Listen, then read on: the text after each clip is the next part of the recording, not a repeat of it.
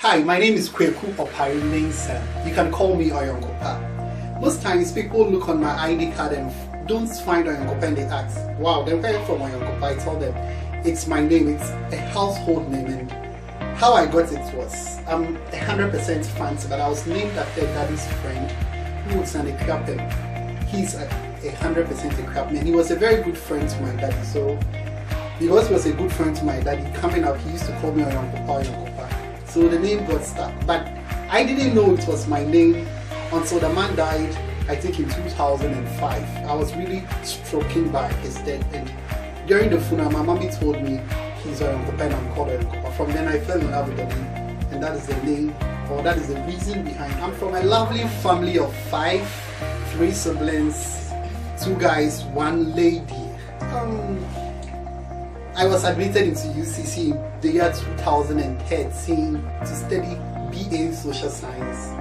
I majored in Economics, and it's been an amazing time studying in UCC. It's been fun, it's been hectic, and through the ups and downs, by the grace of God, we can say we are proud graduates of the University of Cape Coast. Okay, when I came to the university, I knew that it was not only about my life. I have always dared to defy the status quo.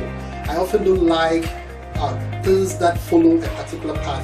I knew I'm here to learn, but I felt like the God factor cannot be left out. So I joined PENSA UCC, and when I joined PENSA UCC, I felt like in the church there are 2 big families you can't be left out. That is the organizer wing and the Fountain of Joy wing. So I joined the organizing wing and I made FOJ a part-time subject. But through it all, it was fun joining both families. Sometimes it was hard, the organizing work, it's really not easy, especially if you want to do it full-time. It was hard blending with academics, but I believe all things we do is not by our strength, because the Bible says, with our strength we shall fail, but with God we can do all things. So it was quite hard, but I think it wasn't magical, it is more logical, because most times you should know with the kind of work you find yourself doing, you should cut down short on certain things like friendship, unnecessary talks and arguments, and all those things. And with that, I got a lot of surplus time for my business. That was fun. The idea challenge, actually initially it wasn't my plan to join it, but just as you guys are here, the guy who was supposed to shoot the ad for the idea challenge, that is Control Motion Pixel, he selected my studio, that is this place for the ad. And when he shot the ad and the ad went on social media, people started asking questions. Oyonkopa, are you part? Oyonkopa, are you part? I said no. But at the point I felt like it would be silly if I don't take part, because after all the ad was shot here. So it was even, I think, 2 days to the deadline when I picked up a form and I registered, and through all the stages, it was amazing, it was fun. And I think it was just by grace Oyonkopa emerged as a winner. That day you could all testify, it was only grace speaking, and I give all glory to God. Okay, going into the SRC Idea Challenge, I felt like right now the world is going at a level that potentials don't speak much. It's really not much about what you can do. Most people can do what you are doing, and people are really doing it better than how you are doing. Potentials do not speak much, but rather it's about passion. It's about the drive you have for what you do. We have a lot of intelligent students who do not come out with the class their IQ deserves because they didn't really put in much effort.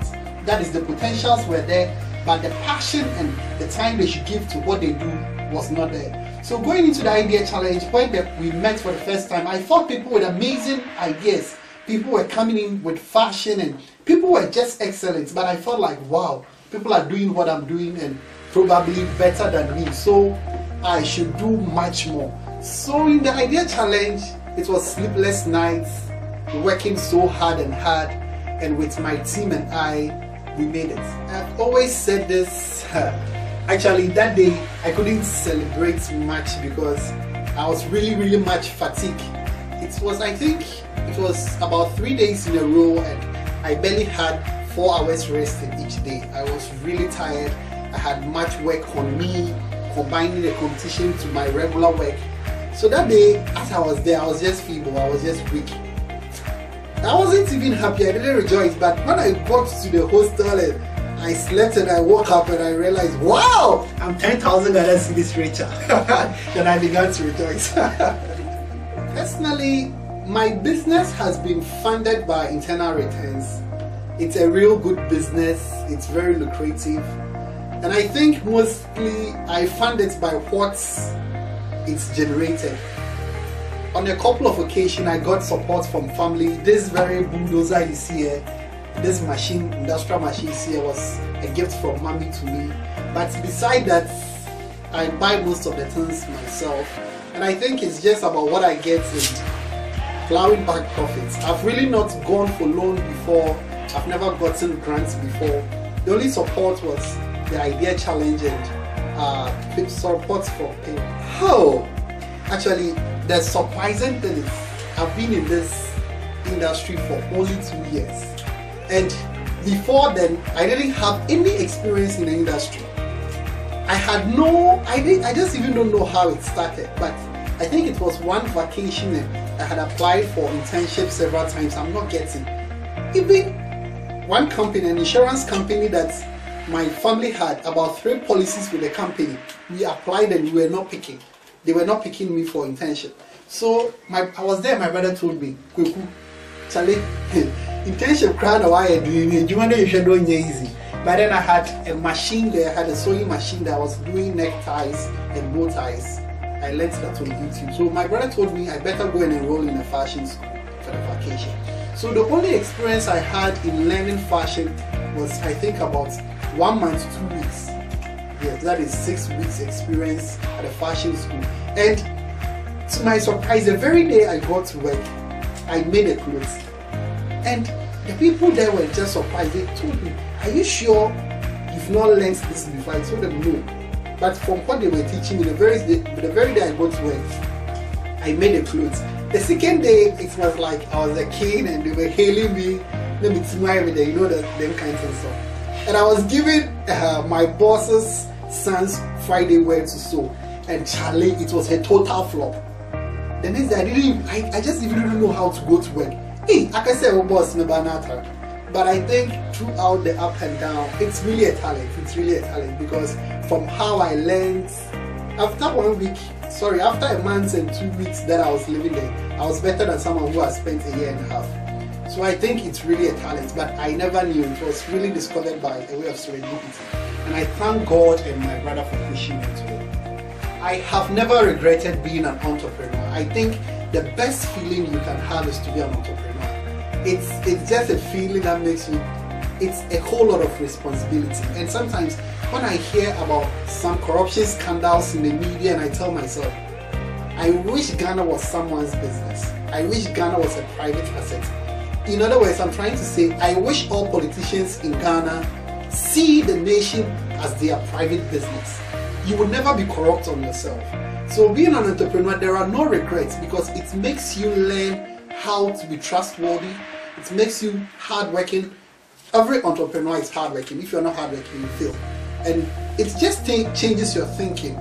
And you know, it's been worth it. I'm learning a lot and I'm still learning. People say I'm a good writer and probably I can talk so well. Maybe there are other two things, I'll call it talents, writing and talking. Okay, I think last 2 years, PENSA Ghana, I made a poetry, hearing and obeying, and will I remember that? So like, I can almost hear the phonation of the Lord is now clear in my ear, bringing to bear the eternal spoken word of Yahweh, the vibrations of his vocal cords that shook the foundation of the earth. I can almost hear, I think that's, I would say it pays to be hardworking. And you know, it's about passion. That is it. Now the world is driven by passion. And a lot of people are doing what we are doing. That one you should bear in mind.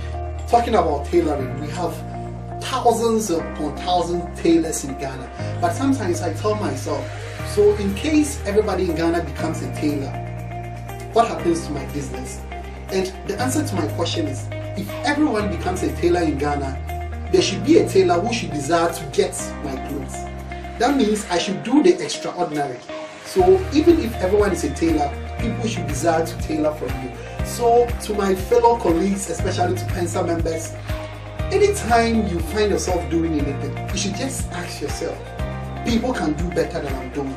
So if I'm cooking, if I do cake, the question is, will somebody who does cake desire to use my cake as his wedding cake? Of course, the answer will be yes, if you do it better than the person. So that's my advice to you.